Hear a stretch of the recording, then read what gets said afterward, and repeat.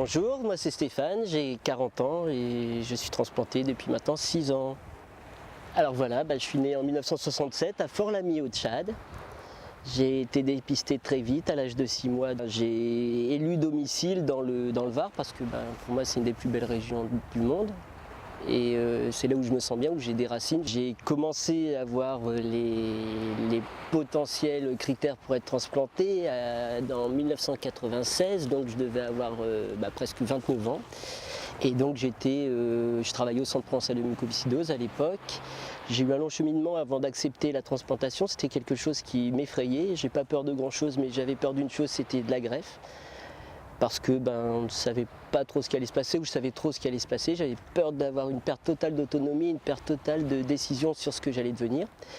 Et puis à un moment, au bout de 6 ans, on s'est rendu compte qu'il n'était plus possible d'attendre et que pour moi, la transplantation, c'était la dernière charge, c'est-à-dire aller pour la dernière fois au combat en essayant de tenter le pour le tout. Et essayer de mourir honorablement ou de passer le cap honorablement, peu importe les conséquences. Donc j'ai signé sur liste de transplantation en septembre 2000. Donc septembre 2000, et j'ai été transplanté en août 2001. Et pour moi, signer sur la liste de transplantation, c'était comme une sorte de délivrance, dire tant pis, arrivera ce qui arrivera. Et puis j'avais plus cette peur de me dire j'y vais pas. Et puis est arrivé le moment où on commence à avoir l'oxygène, on marche moins, on marche plus du tout, et puis voilà. Et puis arrive le moment où l'exploit de la journée, l'exploit sportif de la journée, c'est de décider que pour essayer de se maintenir à un niveau correct, j'avais acheté un podomètre et j'avais décidé que je ferais 2000 pas par jour jusqu'au bout. Et je m'y suis tenu à 15 jours près, 15 jours avant ma greffe, j'arrivais encore à faire mes 2000 pas. En fait, il y avait une nécessité de toute façon d'entretenir un petit peu les muscles. Effectivement, le sport c'était plus trop ma priorité, mais ça a aidé. L'activité physique, de toute façon, m'a toujours aidé.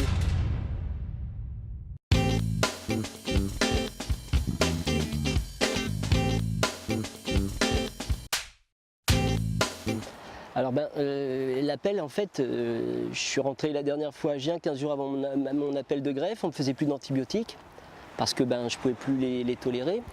Et donc je n'attendais plus rien, à part peut-être une greffe, mais je ne m'imagine même pas être greffé. Puis un soir, c'était 11 h du soir, après le journal télévisé, le téléphone sonne et on me dit voilà, c'est Marseille, t'as un greffon.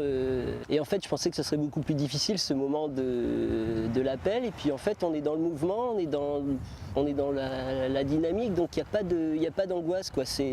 On y va, on est à fond et puis c'est un petit peu, on tend que vers ça, et puis peu importe le résultat d'ailleurs, parce que c'est le moment d'y aller, donc on charge. C'est un peu ce qui s'est passé pour moi. Et puis par contre, ce qui a été long, c'est que je suis arrivé au bloc à 1 h du matin et j'ai été endormi à 4 h du matin. Donc il y a eu 3 heures de latence où effectivement on m'a préparé, et où j'ai eu le temps de discuter un peu avec les gens autour, et c'était pas mal. Ça, c'était le côté un peu humain qui était intéressant. Et puis est arrivé le moment où on m'a dit là tu vas t'endormir. Donc ça, je me suis fait endormir à 4 h du matin et je me suis réveillé à 6 h du soir, donc le lendemain. Et puis très vite, on m'a dit on va te désintuber, si tu as besoin d'une assistance respiratoire ou de quelque chose comme ça, tu nous fais signe. Je dis non, ça va fonctionner. Puis ils m'ont désintubé, effectivement, tout de suite ça a fonctionné. C'est-à-dire que j'ai respiré avec ces poumons-là. Bon, bien sûr, on m'a supplémenté en oxygène sur le moment. Mais ça a été la première nuit depuis 6 ans où j'ai pu dormir sans assistance respiratoire. C'est quelque chose d'énorme, même si on est branché de partout et tout, mais c'est énorme comme sensation. Et puis il y a eu cette période, il y a une période de réa qui a duré 3 semaines. Pas forcément une période très amusante, mais pas non plus une période de souffrance, parce que on est bien calmé par la morphine. Et puis il y a eu 3 semaines aussi de réadaptation après dans le service, c'est-à-dire gérer une nouvelle maladie, gérer les anti-rejets. Et puis gérer aussi la chose, c'est de se dire que dès qu'on sort, c'est une nouvelle vie qui commence. Je suis rentré chez moi au bout de 6 semaines. 6 semaines, première sortie, donc un premier week-end où on sort. Et en fait, on intègre ça très vite parce que en fait, la prise de médicaments anti-rejet, ça ressemble beaucoup au traitement du diabète. C'est-à-dire que c'est des histoires de taux qu'on doit réguler. Si certains ont la chance d'avoir du diabète avant, ils savent qu'une fois que l'insulinothérapie est intégrée, c'est exactement pareil le traitement anti-rejet, sauf que c'est encore moins compliqué. Donc effectivement, c'est quelque chose que j'ai intégré très vite parce que je savais que j'allais, si j'intégrais ça très vite, j'allais gagner en autonomie et en liberté. En fait, c'est surtout ça l'intérêt. Je suis greffé depuis 2001-2007, ça fait 6 ans. Je suis dans ma 7e année de greffe en fait.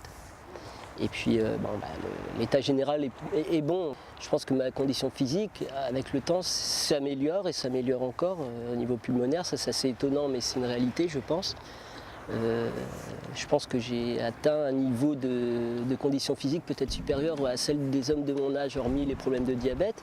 Mais pour ce qui est pulmonaire, ce qui est endurance et tout ça, je pense que je suis supérieur à la moyenne. Je vis en couple, en fait, j'ai l'impression de vivre la vie de monsieur tout le monde.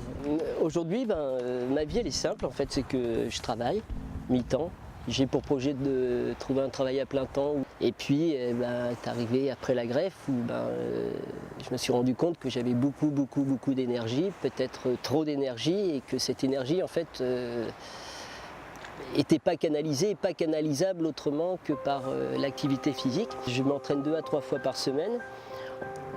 J'ai beaucoup de dopamine là-dedans, je suis bien quand j'ai couru, mais c'est de me sentir bien et de sentir en fait, il y a un moment où on sent que la mécanique elle fonctionne de manière parfaite ou pratiquement parfaite, même si c'est une illusion, et où justement on sent qu'on ne peut plus s'arrêter, que c'est un rythme qui est confortable et où on peut rester comme ça pendant des heures et très bien.